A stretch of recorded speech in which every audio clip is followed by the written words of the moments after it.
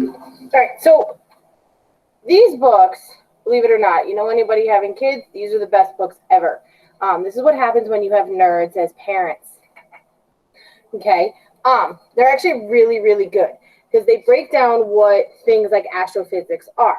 I don't know if you guys caught this line at the end of the movie or not, but the narrator says that we are made up of stars. Well, how is that possible, right?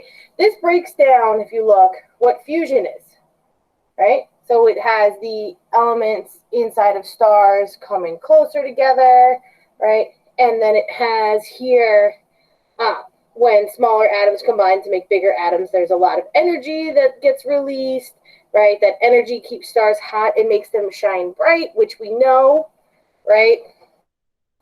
Now, here's where it gets interesting, because it talks about when the universe was born, there were only a few of the simplest atoms, which we know. We know, what are the atoms, guys? You can probably name 2 out of 3 of them that you remember. What should they be? What's one? Hydrogen. Hydrogen. What should the second one be? Oxygen. Helium. Not oxygen, but it is helium. Good. The third one, whether or not you realize it, is lithium. And if you look at the order in which they show up on the periodic table, it goes hydrogen, helium, then lithium.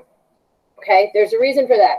All right, so this is the periodic table that we know today, right?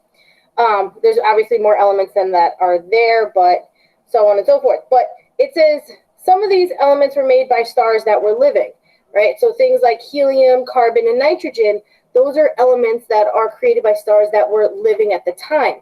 Remember, I told you that stars have a life cycle. So eventually, stars will die and turn into silicon, nickel, and calcium, okay? We know we have calcium in our bones, right?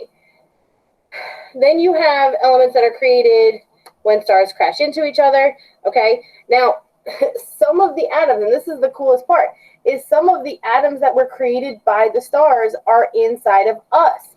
So things like carbon, hydrogen, and nitrogen, and oxygen, those were all created by stars, whether they were living or they died, okay? So when stars explode, they shoot things like carbon into space. Well, where do you think we got our carbon from, right? Part of it, we are part of the stars after they explode, right?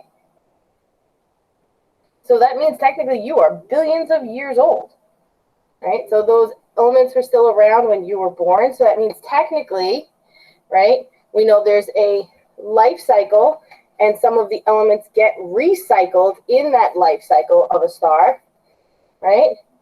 And we are technically part of the life cycle of a star. So technically, the atoms that were around and created by stars live inside of you. Isn't that cool? Right? So something so simple. These books, got them off of Amazon one day. Long time down the road if you ever want to have kids. A long, long time for now. But if you just happen to know somebody who is having a child, those are some great books that actually get your kid interested in science, in case you're interested.